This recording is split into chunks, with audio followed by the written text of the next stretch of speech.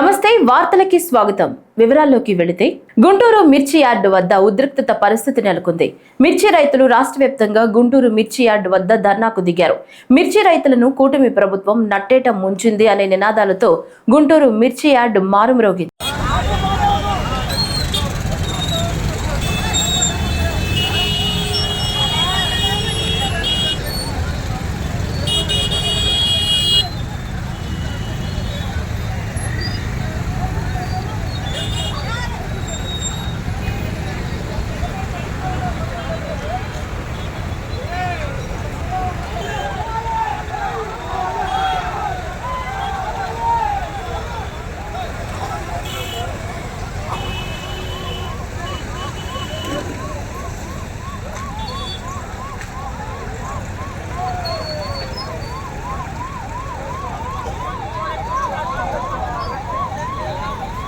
ఆంధ్రప్రదేశ్లో ఏప్రిల్ మొదటి వారంలో మెగా డిఎస్సి నోటిఫికేషన్ విడుదల చేయనున్నట్లు ముఖ్యమంత్రి నారా చంద్రబాబు నాయుడు ప్రకటించారు. సచివాలయంలో 2 రోజుల పాటు జరగనున్న జిల్లా కలెక్టర్ల సమావేశంలో రాష్ట్ర మంత్రులు, ప్రభుత్వ ప్రధాన కార్యదర్శి, డీజీపీ, వివిధ శాఖల ప్రత్యేక ప్రధాన కార్యదర్శులు, ముఖ్య కార్యదర్శులు పాల్గొన్నారు. ఈ సందర్భంగా ముఖ్యమంత్రి మాట్లాడుతూ పాఠశాలల ప్రారంభం నాటికి మెగా డిఎస్సి పోస్టింగ్లు ఇవ్వాలని, జూన్లో పాఠశాలలు తెరిచేలోపు నియామకాలు పూర్తి కావాలని ఆదేశించారు. రాష్ట్రాన్ని పునర్నిర్మించే ప్రక్రియ చేపట్టామని, సంక్షేమం, అభివృద్ధి, సుపరిపాలన ప్రజలకు అందాలని తెలిపారు. వచ్చిన మొదటి సంతకం 16,347 ఉద్యోగాలు డిఎస్సి ద్వారా ఇస్తా ఉన్నాం. మెగా డిఎస్సి పెడతా ఉన్నాం. ఈ ఫస్ట్ వీక్ లో మెగా డిఎస్సి నోటిఫికేషన్ ఇష్యూ చేస్తారు. ఏబిసిడి కేటగరైజేషన్ కూడా హామీ ఇచ్చాం, ఎన్నికల్లో చెప్పాం. అది కూడా రిపోర్ట్ వచ్చింది, కేంద్రానికి పంపించాం, ఎస్సీ ఫైనాన్స్ కమిషన్ పంపించాం. ఆ రిపోర్ట్ వస్తానే అది కూడా యాక్ట్ చేసి ముందుకెళ్తాం. ఇక్కడ మీరు చేయాల్సిన పని ఈ ఉద్యోగాలన్నీ కూడా ఇచ్చిన తర్వాత డిఎస్సి, మెగా డిఎస్సి పర్ఫెక్ట్ గా కండక్ట్ చేయాలి. ఎక్కడ కూడా ఇప్పుడు కూడా నాకు బాగా జ్ఞాపకం, తెలుగుదేశం పార్టీ దగ్గర 1,50,000 ఒకేసారి ఇప్పుడు ఇచ్చిన ఉద్యోగాల్లో మెజారిటీ తెలుగుదేశం అధికారం ఉన్నప్పుడు ఇచ్చాం. చాలా ట్రాన్స్పరెంట్ గా ఇచ్చాం, 80% ఇచ్చాం. ప్రజలు కూడా అది ఇప్పుడు కూడా గుర్తుపెట్టుకుంటున్నారు, మీ వల్ల మాకు ఉద్యోగం వచ్చింది, ఎక్కడ ఒక్క రూపాయి గాని ఒక చిన్న అవకతవక లేకుండా చేశారని చెప్పి ఇప్పుడు కూడా రిమైండ్ చేసే పరిస్థితి వచ్చారు. ఇక్కడ 0 tolerance. I'm telling all of you. April నుంచి స్టార్ట్ చేసి జూన్ స్కూల్స్ ఓపెన్ చేసే రోజుకి, రీఓపెన్ చేసే రోజున వీళ్ళందరూ పొజిషన్ కావాలి, ట్రైనింగ్ అయిపోవాలి, పొజిషన్ కావాల్సిన అవసరం ఉంది. ముఖ్యమంత్రి నారా చంద్రబాబు నాయుడు అధ్యక్షతన అమరావతి సచివాలయంలో 2 రోజుల కలెక్టర్ల సమావేశం జరుగుతోంది. ఈ సమావేశంలో ప్రభుత్వ ప్రధాన కార్యదర్శి కె విజయానంద్ మాట్లాడుతూ 2 రోజుల పాటు జరిగే కలెక్టర్ల సమావేశంలో రాష్ట్ర ప్రభుత్వం అమలు చేస్తున్న వివిధ సంక్షేమ అభివృద్ధి పథకాల సాధనకు కలెక్టర్లకు తగిన దిశానిర్దేశం చేయనున్నట్లు పేర్కొన్నారు. పీఎం సూర్యఘర్ పథకం కింద ప్రతి అసెంబ్లీ నియోజకవర్గంలో 10,000 రూఫ్ టాప్ సోలార్ విద్యుత్ తయారీ యూనిట్లు ఏర్పాటు చేయాలని లక్ష్యంగా ప్రభుత్వం నిర్ణయించిందని, ఆ లక్ష్య సాధనకు కలెక్టర్లు తగిన చర్యలు తీసుకోవాలని తెలిపారు. I welcome you all to this third collectors conference. Today we are gathered here to collectively deliberate and brainstorm our progress, challenges and the roadmap ahead for achieving the ambitious goals of Swarnandhra Vision 2047. Under the dynamic leadership of our Honorable Chief Minister, we established a mechanism for structured periodic engagement between collectors, secretaries and Honorable Ministers through these conferences to ensure seamless execution of government policies and monitor outcomes. We are transitioning into a result-oriented governance framework with a sharp focus on people-centric development and sustained economic growth. Before collectors present their district plans, we will have insightful presentations on key governance areas by the concerned secretaries to ensure a structured and informed dialogue. This will include Vision 2047 and GSDP growth strategy to understand the short-term, medium-term and long-term economic priorities, WhatsApp governance and positive public governance, strengthening the real-time service delivery and proactive administration, grievance redressal status, reviewing mechanisms to enhance citizen satisfaction, land matters including survey of lands, addressing the critical land administration challenges. In addition, looking into the present conditions, there will be a presentation on seasonal conditions and crisis preparedness. And in recently, Honorable Chief Minister in the Assembly has announced 10,000 rooftop solar systems for each assembly constituency. There will be a presentation on that. ఈ నెల 30వ తేదీన తెలుగు నూతన సంవత్సరం ఉగాది పర్వదినాన్ని పురస్కరించుకుని ఈ రోజు తిరుమల శ్రీవారి ఆలయంలో అర్చకులు అధికారులు శుద్ధి కార్యక్రమాలు కోయిల్ ఆళ్వార్ తిరుమంజనం నిర్వహించారు. కాగా ఉగాది ఆనివార ఆస్థానం బ్రహ్మోత్సవం వైకుంఠ ఏకాదశి పర్వదినాలు ముందు వచ్చే మంగళవారం కోయిల్ ఆళ్వార్ తిరుమంజనం నిర్వహించడం ఆనవాయితీగా వస్తోంది. ఆనంద నిలయం మొదలుకుని బంగారు వాకిలి వరకు శ్రీవారి ఆలయం లోపల ఉప ఆలయాలు ఆలయ ప్రాంగణం పోటు గోడలు పైకప్పు పూజా సామాగ్రి తదితర వస్తువులను శుద్ధి చేశారు. శుద్ధి అనంతరం నామకోపు శ్రీచూర్ణం కస్తూరి పసుపు పచ్చాకు గడ్డ కర్పూరం గంధం పొడి కుంకుమ కిచిలిగడ్డ తదితర సుగంధ ద్రవ్యాలు కలగలిపిన పవిత్ర పరిమళ జలాన్ని ఆలయం అంతటా సంప్రోక్షణం చేసినట్లు ఆలయ కార్యనిర్వహణాధికారి జె శ్యామలరావు తెలిపారు. స్వామివారి ఆలయంలో కోయిల్ ఆళ్వార్ తిరుమంజనం నిర్వహించడం జరిగింది. కోయిల్ ఆళ్వార్ తిరుమంజనం అంటే లోపల శుద్ధి చేయడం, ఉగాదికి ముందు, తర్వాత బ్రహ్మోత్సవాల ముందు, వైకుంఠ ఏకాదశి ముందు, ఆనివార ఆస్థానం ముందు ఈ కార్యక్రమాన్ని నిర్వహించడం జరుగుతుంది. దీంట్లో ఆలయ ప్రాంగణము, ఆలయ పైకప్పు, ఆలయ గోడలు, దేవతామూర్తులు అందరినీ కూడా అన్ని వస్తువుల్ని కూడా పూజ సామాన్ అంతా కూడా మనము నీళ్లతో శుద్ధి చేయడం జరుగుతుంది. ఈ సమయంలో స్వామివారి మూలమూర్తికి వస్త్రం కప్పి ఈ కార్యక్రమం అయిన తర్వాత సుగంధ ద్రవ్యాలతో ఆలయం మొత్తం కూడా సంప్రోక్షణ చేయడం జరుగుతుంది. ఈ సంప్రోక్షణ అయిన తర్వాత ప్రత్యేక పూజల ద్వారా ఆగమ శాస్త్రం ద్వారా ప్రత్యేక పూజలు స్వామివారికి నిర్వహించడం జరుగుతుంది. నైవేద్యం సమర్పించడం జరుగుతుంది. అంతర్జాతీయ స్థాయిలో ప్రత్యేక గుర్తింపు కలిగిన నూజివీడు మామిడికి మరింత ప్రాధాన్యత కల్పించేందుకు 30 కోట్ల రూపాయలతో మార్కెట్ యార్డును అభివృద్ధి చేయనున్నట్లు రాష్ట్ర గృహ నిర్మాణ సమాచార పౌర సంబంధాల శాఖ మంత్రి కొలుసు పార్థసారథి తెలిపారు. నూజివీడులో జరిగే కిసాన్ మేళా వర్క్షాప్ లో పాల్గొన్న మంత్రి అక్కడ ఏర్పాటు చేసిన స్టాల్స్ సందర్శించి మామిడి పరిశోధన, మార్కెట్ సౌకర్యాలు, రైతుల రాబడి, వారు ఎదుర్కొంటున్న సమస్యలపై చర్చించారు. వ్యవసాయం అనుబంధ రంగాల అభివృద్ధికి రాష్ట్ర ప్రభుత్వం చర్యలు తీసుకుంటోందన్నారు. మ్యాంగో మార్కెట్ యార్డ్ మీద తెలిసిందే. ఆ ఫైల్ వెనక్కి ముందుకి కొన్ని సందేహాలతో వెనక్కి ముందు తిరుగుతూ ఉంటే ఆ ఫైల్ నేను కానీ శివరామకృష్ణ గారు కానీ చాలా క్లోజ్గా మానిటర్ చేస్తాం. రాజశేఖర్ గారితో మాట్లాడితే మన ప్రిన్సిపల్ సెక్రటరీ గారు నేను ఈరోజు ఫైల్ ఎక్కడో చూసి నేను తెప్పిస్తాను సార్ గారు, తప్పకుండా చూసి చేస్తాను. వచ్చే సంవత్సరానికి ఆ మార్కెట్ యార్డ్ మన రైతులకు అందుబాటులో తీసుకురావాలనే లక్ష్యంతో పనిచేస్తానని చెప్పేసి కూడా నేను సరిగ్గా మనం చేస్తాను. అలాగే కోల్డ్ స్టోరేజ్ తప్పకోకుండా మన దగ్గర నాకు తెలిసి ఒక పాలసీ ఉంది. ఎవరైనా రైతులు ముందుకు వస్తే ఆ మార్కెట్ యార్డ్లోనే స్థలాన్ని మీకు ఇచ్చి లీజ్ మీద 30 సంవత్సరాల పాలసీ ఉంటుంది. మీరు ఎవరైనా కోల్డ్ స్టోరేజ్ ఏర్పాటు చేసుకున్నా సరే, లేకపోతే ప్రభుత్వం తరఫు నుంచి అయినా సరే కోల్డ్ స్టోరేజ్ ఏర్పాటు చేస్తానికి నేను తప్పకుండా ప్రయత్నం చేస్తానని చెప్పేసి కూడా ఈ సందర్భంగా నేను తెలియజేస్తూ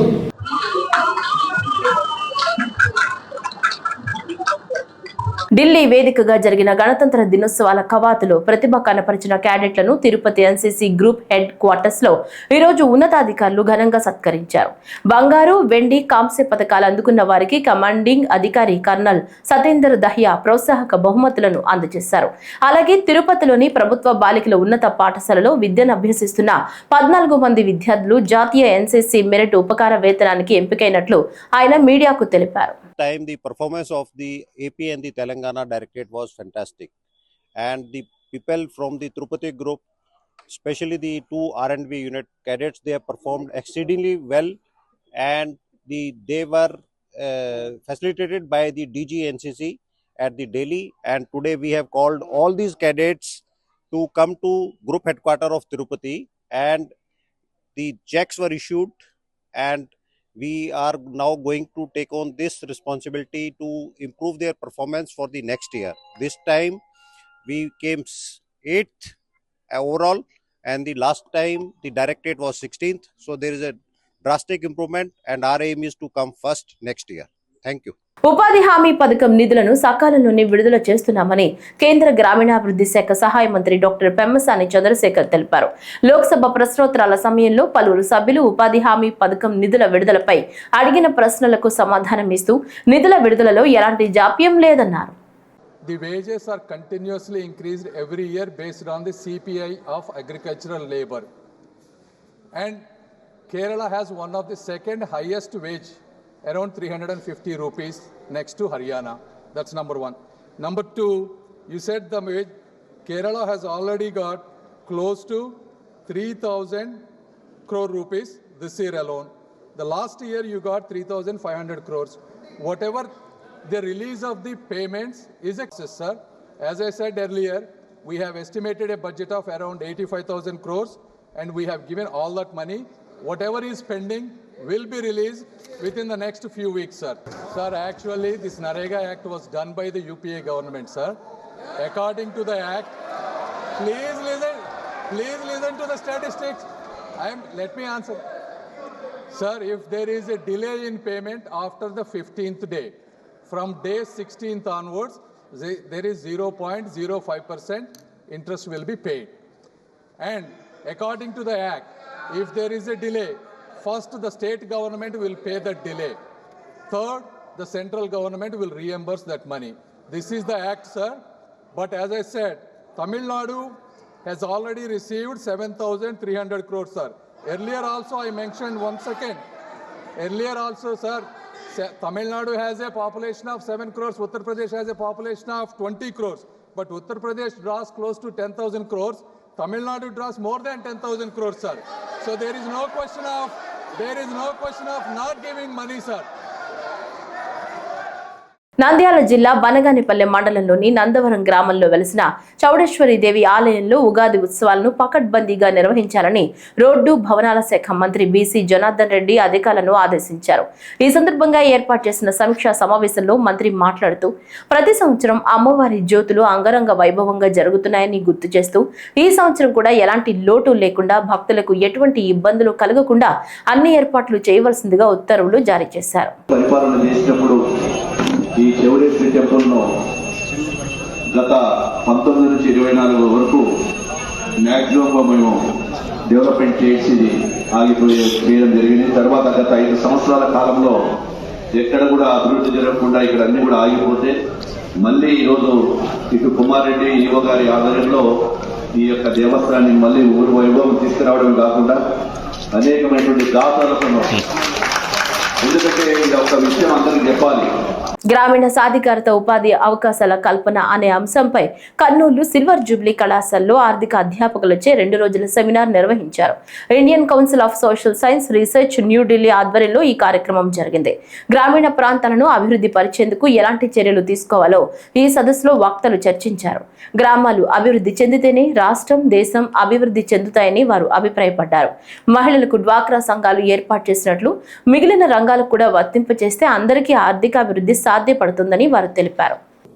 ఈ కార్యక్రమం ప్రధానంగా ఏర్పాటు చేయడానికి ప్రధాన ఉద్దేశం గ్రామీణ ప్రాంతాలను అభివృద్ధి పరచడం, గ్రామీణ ప్రాంతాల్లో వ్యవసాయ అభివృద్ధికి కానివ్వండి, డిజిటల్ లిటరసీకి కానివ్వండి, పారిశ్రామిక అభివృద్ధికి కానివ్వండి, లేదా వాళ్ళ వ్యాపారాభివృద్ధికి కానివ్వండి అవసరమైనటువంటి చర్యలు ఏ విధంగా ఉంటాయి అనే అంశాలపైన ఈ 2 days నేషనల్ సెమినార్ జరుగుతుంది. ముఖ్యంగా గ్రామాలు అభివృద్ధి చెందినట్టయితే రాష్ట్రము మరియు ఆ దేశం అభివృద్ధి చెందుతుంది ప్రధాన ఉద్దేశం. ఈ ఉద్దేశంతోనే ఈ సెమినార్ ఏర్పాటు చేయబడింది. ముఖ్యమంత్రి చంద్రబాబు నాయుడు పాలనలో రైతులు ధైర్యం వీడకుండా ముందుకు సాగాలని, వారికి ప్రభుత్వం ఎప్పుడు అండగా ఉంటుందని రాష్ట్ర వెనుకబడిన తరగతుల సంక్షేమం, ఆర్థికంగా వెనుకబడిన వర్గాల సంక్షేమం, చేనేత జౌళి శాఖల మంత్రి ఎస్ సవిత పేర్కొన్నారు. ప్రకృతి వైపరీత్యం వల్ల ఏర్పడ్డ భారీ నష్టాలను తట్టుకోలేక ఆత్మహత్యాయత్నం చేసుకున్న రైతులను సోమవారం రాత్రి అనంతపురంలోని ప్రభుత్వ సర్వజన ఆసుపత్రిలో మంత్రి పరామర్శించారు. ఈ సందర్భంగా మంత్రి మాట్లాడుతూ ఈ విషయాన్ని ముఖ్యమంత్రి దృష్టికి తీసుకెళ్లామని, రైతులకు న్యాయం జరుగుతుందని వివరించారు. మరి సుమారుగా 1557 హెక్టార్లు పంట నష్టం జరిగింది. అదేవిధంగా 1240 మంది రైతులు సుమారుగా 60 కోట్ల రూపాయల దాకా నష్టం జరిగింది. మరి మేము ఆ ప్రాంతానికి కూడా వెళ్ళాము. అక్కడ ఆ విలేజెస్ అన్నీ కూడా ఒక పక్క కడప డిస్టిక్, అనంతపురం డిస్టిక్ తోటలు కూడా చూసుకుంటూ వచ్చాం. మరి నిజంగానే అది చాలా దారుణమైన పరిస్థితి. మరి ముఖ్యమంత్రి గారు కూడా మొన్నటి రోజు నుంచే ఎప్పటికప్పుడు అన్ని పరిశీలిస్తూ ఇన్ఫర్మేషన్ ఒక పక్క హార్టికల్చరు, మరి హార్టికల్చరు, అగ్రికల్చరు, రెవెన్యూ డిపార్ట్మెంట్ అందరూ అక్కడ నిన్నటి నుంచి అన్ని పనులు మొదలు పెట్టారు. మరి ఇప్పటికే అందాజుగా 60 కోట్ల దాకా, ఇంకా అదే ఎస్టిమేషన్స్ కూడా ఇంకా రేపటికంతా క్లారిటీగా వస్తుంది. మరి ఈ విషయం కూడా ముఖ్యమంత్రి గారి దృష్టికి కూడా చెప్పాం. మరి ముఖ్యమంత్రి గారు కూడా రైతుల పక్షపాత అన్న విషయాన్ని కూడా మరొకసారి మీకు తెలియజేస్తున్నాను. ఎందుకంటే ముఖ్యంగా పంట పెట్టినప్పుడు ఇన్సూరెన్స్ అనేది చాలా ఇంపార్టెంట్. మరి ముఖ్యమంత్రి గారు ఒక అనుభవం రైతు పక్షపాత కాబట్టి ముఖ్యమంత్రి గారు ఇన్సూరెన్స్ కూడా గవర్నమెంట్ కట్టడం వల్ల ఈరోజు రైతులకి ఆసరాగా ఉంటుందన్న విషయం కూడా తెలియజేస్తుంది. అరకు కాఫీకి విస్తృత ప్రచారం కల్పించేందుకు రాష్ట్ర ప్రభుత్వం చేస్తున్న కృషి ఫలించింది. పార్లమెంటు బడ్జెట్ సమావేశాల్లో భాగంగా అరకు కాఫీ స్టాల్స్ అందుబాటులోకి వచ్చాయి. పార్లమెంటు ఆవరణలోని సంఘం 1-2 కోర్టు యార్డు వద్ద 2 స్టాల్స్ ఏర్పాటు చేశారు. ఎంపీలు అల్పాహారం తీసుకునే సంఘం క్యాంటీన్లో గిరిజన కోఆపరేటివ్ సొసైటీ ఏర్పాటు చేసింది. లోక్సభ క్యాంటీన్లో పార్లమెంటరీ వ్యవహారాల శాఖ మంత్రి కిరణ్ రిజిజు, రాజ్యసభ క్యాంటీన్లో వాణిజ్య వ్యవహారాల శాఖ మంత్రి పీయూష్ గోయల్ ఈ కాఫీ స్టాల్స్ ప్రారంభించారు. ఈ కార్యక్రమానికి గిరిజన వ్యవహారాల శాఖ మంత్రి జోయల్ ఓరం, కేంద్ర పౌర విమానయాన శాఖ మంత్రి కింజారపు రామ్మోహన్ నాయుడు, ఆంధ్రప్రదేశ్ రాష్ట్ర గిరిజన సంక్షేమ శాఖ మంత్రి గుమ్మిడి సంధ్యారాణి, పలువురు ఎంపీలు ఈ కార్యక్రమంలో పాల్గొని అరకు కాఫీని ఆస్వాదించారు. Me, it is truly a matter of pride that the government of Andhra Pradesh has taken up the Araku Valley coffee, which is a GI product, as an important export product, as an important product for every Indian to enjoy the taste of. And I am confident that with the collective efforts of Prime Minister Narendra Modi at the center and Chandrababu Naidu Garu, Honorable Chief Minister in the state, together this double engine government will take Araku to newer heights. We'll make it a premium product which will become the envy of the world. And Coffee Board and Tribal Affairs both stand committed to making this a grand success. I'm very happy that in the Parliament complex, the Araku Valley coffee has been launched, and this coffee is extremely special. Honorable Prime Minister Modi ji has already promoted Araku coffee since last so many years, and today our colleague MPs from Andhra Pradesh, along with all other colleagues, have joined here in the Parliament House this canteen to launch Araku Valley coffee. There's a corporation being formed also. I'm amazed by the varieties they have come up with. All beautiful packages, all beautiful products are being launched. I think everybody will be lucky to take the taste and sip of this Araku Valley coffee. I have just tasted. Trust me, I have never tasted a coffee like Araku Valley coffee. It's extremely special, very, very fresh, organic, tasty, and it's very energy boosting coffee. Real time governance లో చేపడుతున్న data అనుసంధాన ప్రక్రియ మరింత వేగవంతం చేయాలని ఆంధ్రప్రదేశ్ ప్రభుత్వ ప్రధాన కార్యదర్శి కె విజయానంద్ ఆదేశించారు. ఆర్టీజీఎస్ కార్యకలాపాలపై ఆయన సమీక్ష నిర్వహించారు. డేటా అనుసంధానంతో ఏర్పాటు చేస్తున్న డేటా లేక్ పనుల ప్రగతిపై వివరాలు తెలుసుకున్నారు. ఈ సందర్భంగా ఆయన మాట్లాడుతూ డేటా అనుసంధాన ప్రక్రియ త్వరితగతిన పూర్తి చేయాలన్నారు. ఇంకా డేటా అందివ్వని శాఖల నుంచి కూడా సాధ్యమైనంత త్వరగా డేటా తెప్పించి డేటా లేక్ పనులు వేగవంతం చేయాలన్నారు. వాట్సాప్ గవర్నెన్స్ అమలు ప్రగతిపైన కూడా ఆయన సమీక్షించారు. వాట్సాప్ ద్వారా 200కు పైగా సేవలు అందించడం శుభ పరిణామమన్నారు. ప్రజలకు మరింత చేరువగా వాట్సాప్ గవర్నెన్స్ ను తీసుకువెళ్లాలని, ప్రజలు సులభంగా ప్రభుత్వం నుంచి అన్ని సేవలను వాట్సాప్ ద్వారా పొందేలా చర్యలు తీసుకోవాలన్నారు. వాట్సాప్ గవర్నెన్స్ వినియోగించుకునే వారి సంఖ్య ఇంకా పెరగాలని, పౌరులందరూ ఈ సేవలు ఉపయోగించుకునేలా ప్రత్యేక దృష్టి సారించాలన్నారు.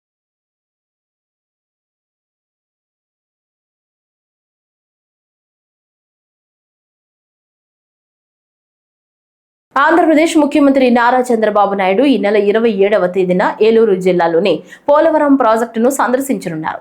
ముఖ్యమంత్రి పర్యటన నేపథ్యంలో జిల్లా కలెక్టర్ కె వెట్రిసెల్వి ఇతర అధికారులతో కలిసి ముఖ్యమంత్రి సందర్శించే ప్రాంతాలను నిన్న పరిశీలించారు.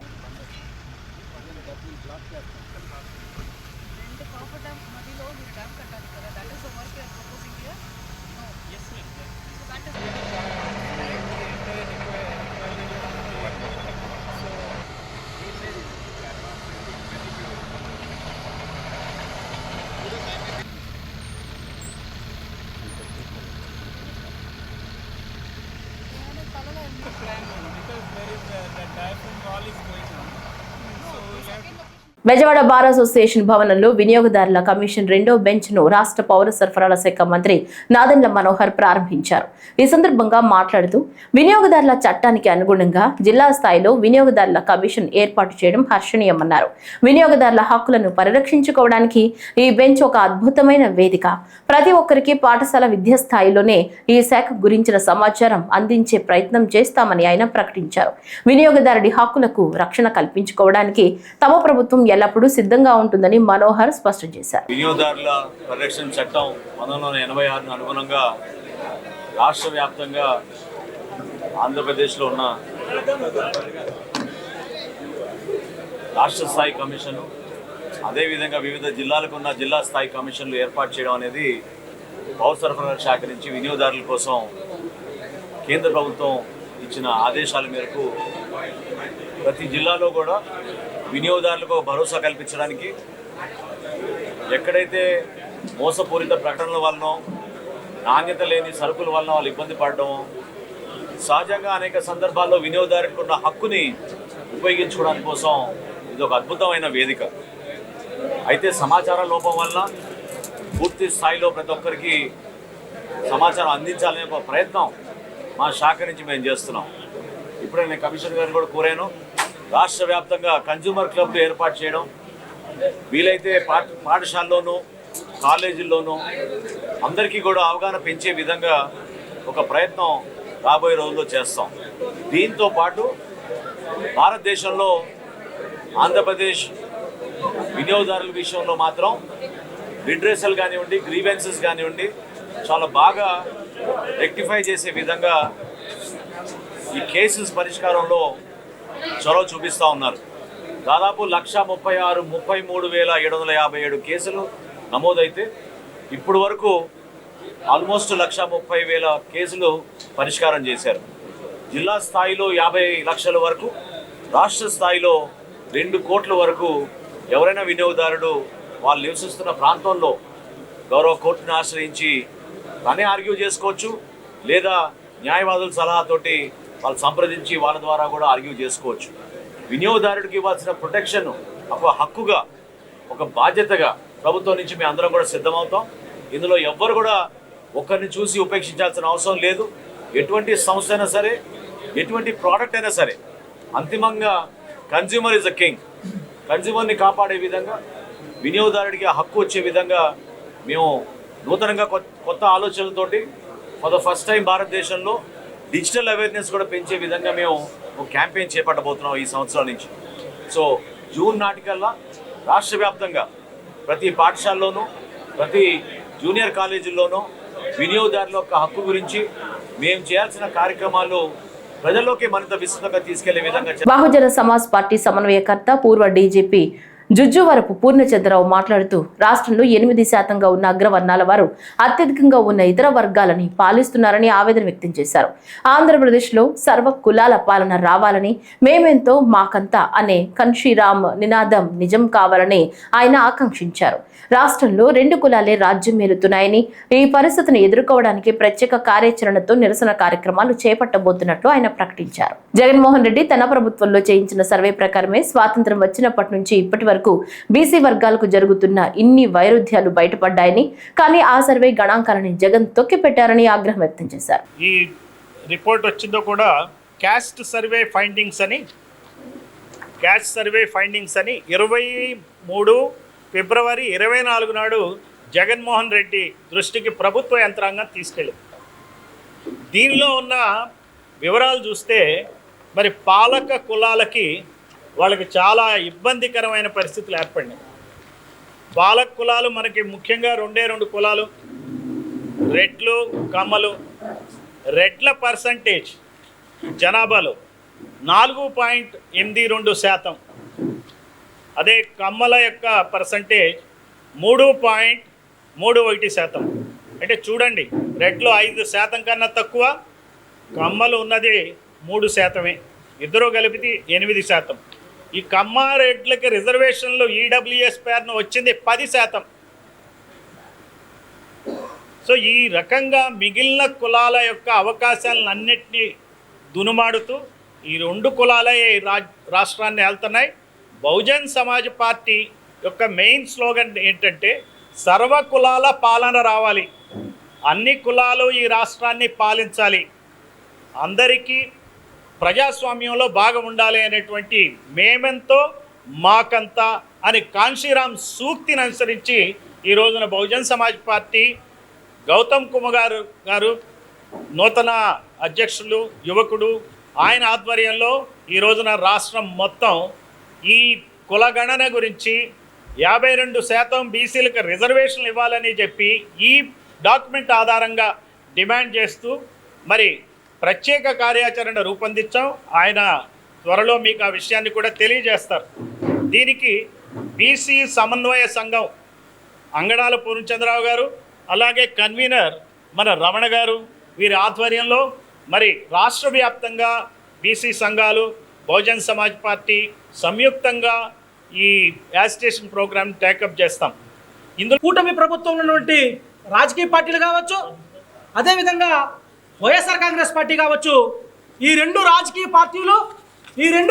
పార్టీల అధినేతలు కూడా కేవలం బహుజన వర్గాలను కేవలం ఓట్లు యంత్రాలుగా చూస్తూ నిజంగానే వాళ్ళు ఎక్కడ కూడా చిత్తశుద్ధి ప్రదర్శించకుండా కేవలం వాళ్ళ కులాల కోసం వాళ్ళ వర్గాల కోసమే పనిచేస్తూ ఉన్నాయనడానికి ఒక ప్రత్యక్ష నిదర్శనమే మా గౌరవ రాష్ట్ర కోఆర్డినేటర్ రిటైర్డ్ డీజీపీ గారు పూర్ణచంద్రరావు గారు ఈరోజు ఇచ్చిన డేటా మీరు చూడండి ఒకసారి. నిజంగానే జగన్మోహన్ రెడ్డికి ఈ బహుజన వర్గాల పట్ల ఆయన అన్నట్టు నా ఎస్సీలు, నా ఎస్టీలు, నా బీసీలు, నా మైనార్టీలు అని చెప్పి జగన్మోహన్ రెడ్డి గారు మాట్లాడడం జరిగింది.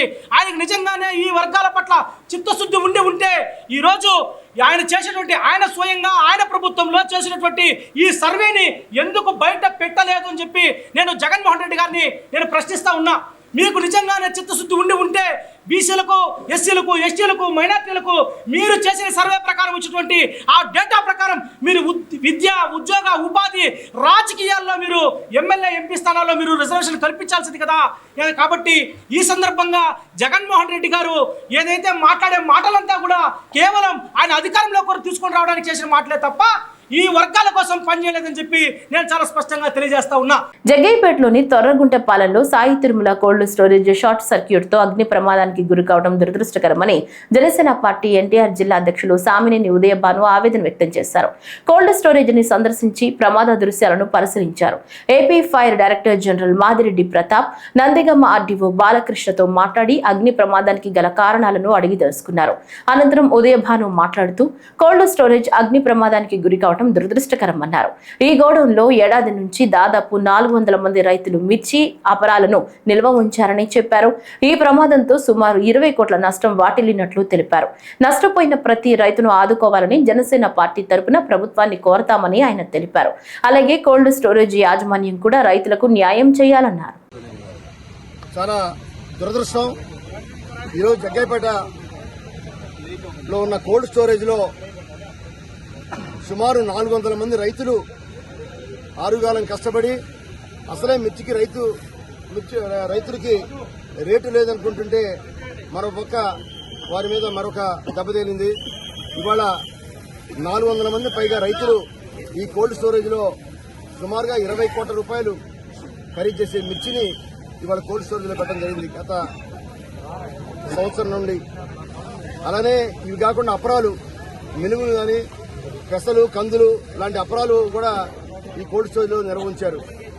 ఈ నిర్వహించిన పంటకు సంబంధించిన మిర్చి కానీ, అపరాలు కానీ ఒకేసారి షార్ట్ సర్క్యూట్ వల్ల మరి ఈ ప్రమాదం జరిగింది. తప్పకుండా ఈ 400 మంది రైతులు కూడా ప్రభుత్వం ద్వారా సహాయం చేయడానికి మా వంతు మేము తప్పకుండా జనసేన పార్టీ నుంచి కృషి చేస్తాం. అలానే ఈ కోల్డ్ స్టోర్ యాజమాన్యం వారు కూడా తప్పకుండా రైతుల్ని కాపాడాలని చెప్పి మేము డిమాండ్ చేస్తా ఉన్నాం. మరి ఇటువంటి సంఘటన గత జగ్గయ్యపేట చరిత్రలో ఎప్పుడు ఎక్కడా జరగలేదు.